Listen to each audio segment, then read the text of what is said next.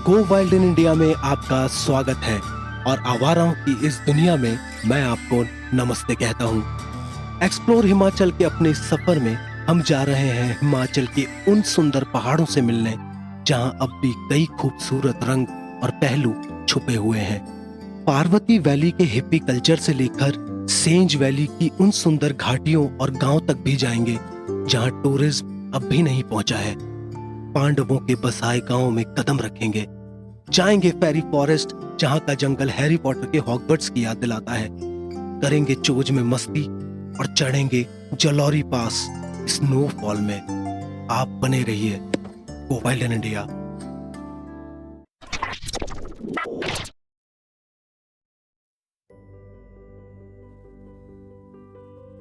पार्वती नदी किनारे रात निकाली है, पानी का बहना जैसे मैं पूरी जिंदगी सुन सकता हूँ। यहाँ की हवा में बहते हिप्पी कल्चर के रंग देखने लगा हूँ। पिछली बार जब यहाँ आया था, अगर गौर करूं तो इस बार पहाड़ों पर दूर दूर तक होटल्स और कैफे बन चुके हैं। टूरिज्म यहाँ तेजी से फैल रहा है, मगर यह भी सच है कि इंसान जहाँ ज्यादा होते हैं वहां से तो कमर्शलाइजेशन की बू आने ही लगती है और इस जगह की शांति खंडित हो जाती है। मगर मुझे इससे क्या, मैं तो हर रंग में रंगने को तैयार हूं। तो चलिए मेरे साथ।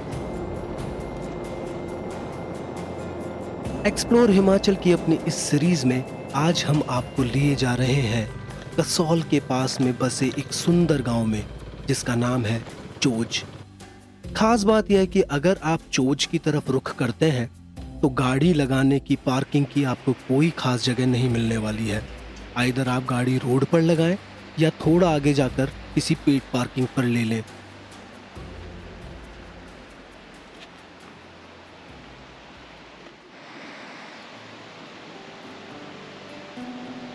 चोच को खास बनाता है यह लोहे का पुल जो लगभग 300 साल पुराना है। 300 साल, न जाने कितने ही लोग इस पुल से गुजरकर अपनी अपनी मंजिलों तक पहुंच गए होंगे और यह पुल यह फिर भी प्रबल खड़ा रहा। उम्मीद करता हूं कि इस पुल पे से जब मैं होकर गुजरूं तो मैं भी अपने पर्पस या अपनी मंजिल तक पहुंच ही जाऊं।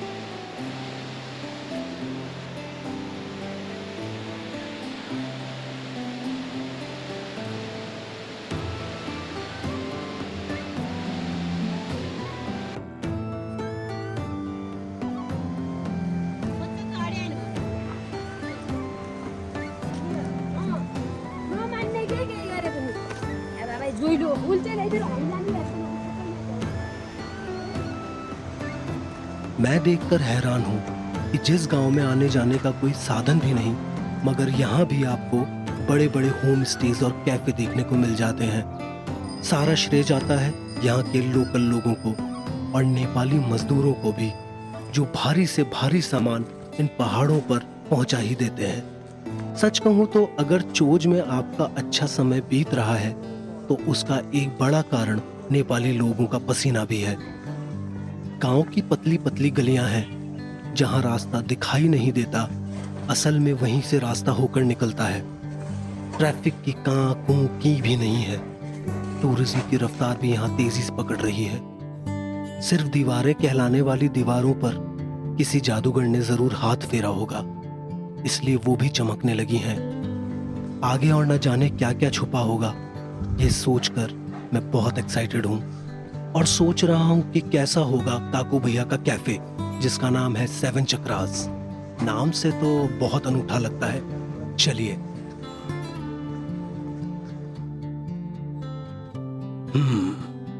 जैसा सोचा था उससे बेहतर, एकदम घर जैसा। चाय पीते वक्त काकू भाई ने बताया कि यहाँ से थोड़ा ऊपर ही एक जंगल है और किसी जर्मन शेफर्ड की तरह मेरे कान खड़े हो गए। उन्होंने कहा, हाँ, उस बड़े से पर्वत के नीचे वहां एक जंगल है। मैंने चाय जल्दी खत्म करते हुए कहा, जंगल क्यों ना देखा है भैया।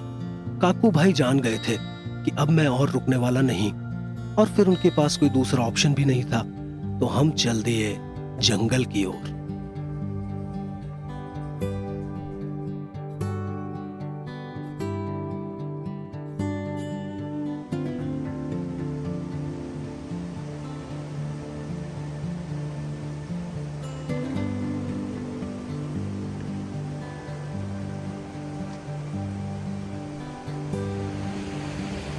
क्या कमाल की जगह है, क्या कमाल की जगह। ये है चोच और कसौल से थोड़ा ही पास है, लगभग 3-3.5 किलोमीटर दूर।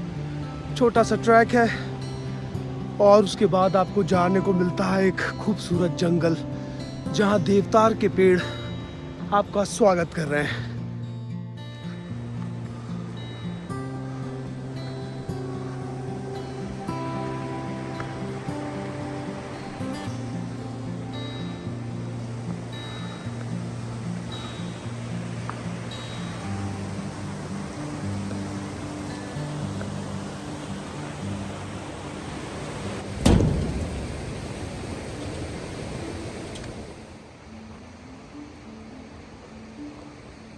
प्रकृति के बीच में हमेशा सचेत रहता हूँ, इसलिए भी कि अगर आप सिर्फ पेड़ों से आने वाली आवाज़ों पर ध्यान दें तो आपको कुछ ऐसा दिख ही जाएगा जो एकदम अलग है, अद्भुत है। देखता हूँ कि एक प्लम पैराकीट या कहूँ एक तरह का तोते का जोड़ा अपने आशियाने में अपने बच्चों को महफूज रखे हुए हैं, जैसे देवदार के बीच जलने के बाद भरी सर्दी में इंसानों को गर्मी देकर महफूज रखते हों।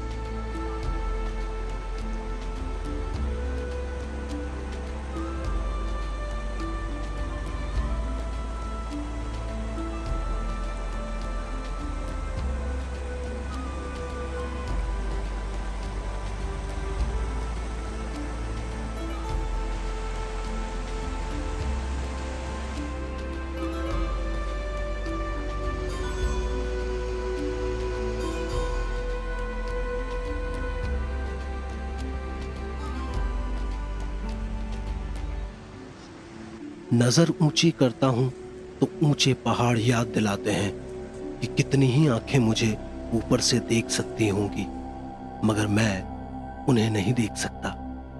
इन जंगलों के अपने राजा होते हैं और उन्हें यहाँ पर गुलदार के नाम से जाना जाता है। पहाड़ों पर गुलदार का मतलब है एक हिम तेंदुआ, एक ऐसी सफेद बिल्ली जिसके फर्म के पैटर्न में आपको फूल दिखते हैं। यह शर्मीला जीव वैसे यहाँ से कई ऊंची पहाड़ियों पर मिलता है, मगर बहुत सर्दी पड़ जाने पर यह यहाँ नीचे तक उतरते हैं। सपना है मेरा कि कभी गुलदार को अपने कैमरे में उतार सकूं। आप लोगों का प्यार रहा तो जरूर किसी दिन इस प्यारे से जीव की खोज में निकलूंगा, मगर फिलहाल तो मैं इस सुंदर चोच के जंगल में गुम हो जाना चाहता हूं। जंगल का भी खुद का एक संगीत है, बल्कि कहूं राग है, और यह समय के प्रहर के साथ बदलता ही रहता है। शाम कब हो गई पता ही नहीं चला, मगर जब फील्ड क्रिकेट नाम के इस कीड़े ने शोर मचाना शुरू किया तो मैं वापस होश में आ गया।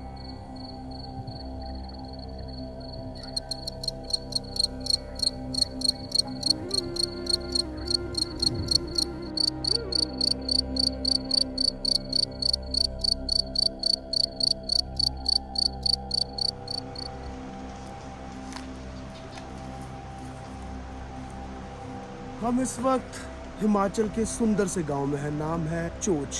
और यहाँ पे कुछ देर ऊपर हम लोग ट्रैक करके आए इन जंगलों में। यहाँ पर बैठकर कुछ पक्षियों को सुना और बहुत अच्छा लगा। हालांकि आगे जाने की मजबूरी है, वरना मैं यहाँ कुछ देर और रुकता। यहाँ का मौसम प्लेजेंट है, बहुत ही अच्छी वाइब्स है। आप कभी इस रास्ते से होके गुजरे तो याद रहे ये चोच आपका इंतज़ार कर रहा है। आप बने रहिए गो वाइल्ड इन इंडिया। एक बेहतरीन दिन कट गया है, एक बेहतरीन रात आने को है, और मैं इंतजार में हूं आपके। आइए और कमेंट सेक्शन में मुझसे मिलिए, मुझे बताइए कि आपको हमारी वीडियोस, आपको हमारी मेहनत कैसी लग रही है। आपके ये छोटे छोटे कमेंट्स हमारे लिए प्रेरणा स्रोत हैं। Keep loving, go wild in India.